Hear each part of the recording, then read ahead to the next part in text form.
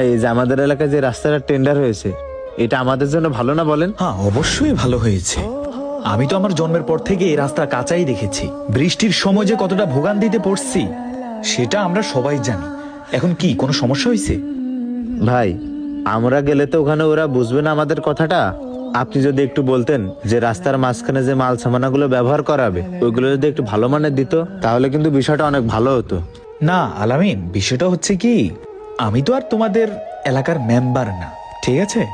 সাধারণ একজন সমাজসেবক। এখন রাস্তার টেন্ডার নিছে কারা, কে নিছে না নিছে এগুলো তো আমি জানি না। হ্যাঁ, তবে আমি কথা বলবো, ঠিক আছে? কথা বলে দেবো যাতে রাস্তার মধ্যে যে মালগুলো ব্যবহার করা হয় সেটা যাতে ভালো দেয়, ঠিক আছে? আচ্ছা ভাই, ঠিক আছে।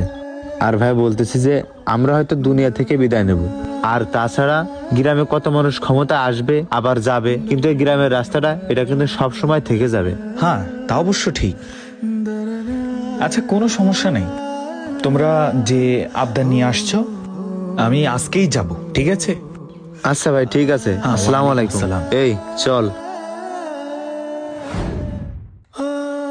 আসলে ছেলেগুলো তো খারাপ বলে নাই।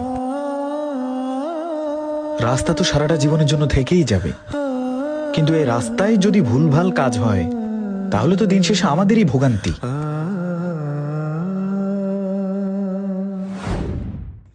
ভাই আপাতত এই টাকাটা ম্যানেজ করছি, এটা রাখেন ভাই। ভাই এখন এই 2 লাখ টাকা নেন, আর বাকি 2 লাখ টাকা পরে ম্যানেজ করে দিব। কয় লাখ টাকা দেবেন আপনি? আপনার থেকে আমি মাত্র 4-5 লাখ টাকা যদি আমি ঘুষ খাই, কিন্তু পরকালে সেটার হিসেবে আমার কঠিন ভাবে দিতে হবে, সেটার দায়ভার কি আপনি নেবেন? না তা ঠিক, কিন্তু আপনার কথাটা বুঝলাম না।